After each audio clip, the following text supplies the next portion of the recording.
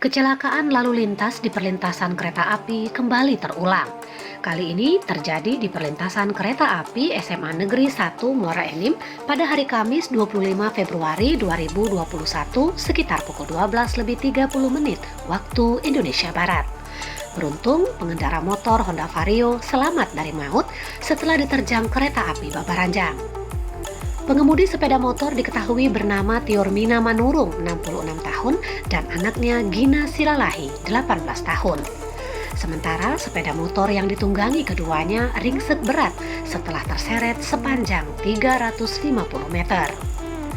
Informasi yang dihimpun menyebutkan kejadian bermula ketika korban mengendarai sepeda motor berboncengan dengan anaknya. Mereka hendak melintasi rel kereta api di Jalan Perwira menuju arah SMA Negeri 1 Muara Enim.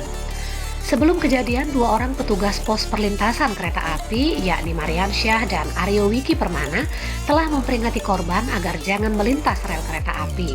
Karena posisi kereta api Babaranjang dengan nomor lokomotif CC 205-1405-1330 yang membawa 60 rangkaian gerbong syarat muatan batubara dengan tujuan Tarahan Lampung, jaraknya sudah dekat. Kereta dimasinisi oleh Mahyudi dan asisten masinis Alex melaju dari arah Tanjung Enim menuju Muara Gula.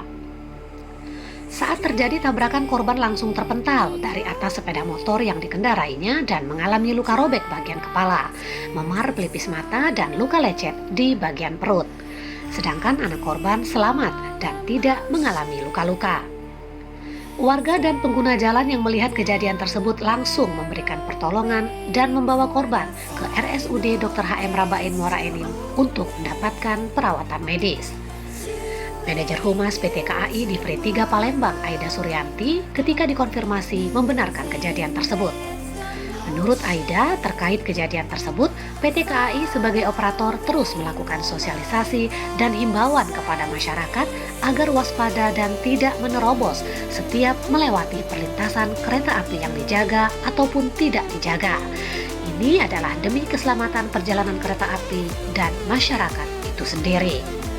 Laporan Fahrozi dari Kabupaten Muara Enim untuk Anda.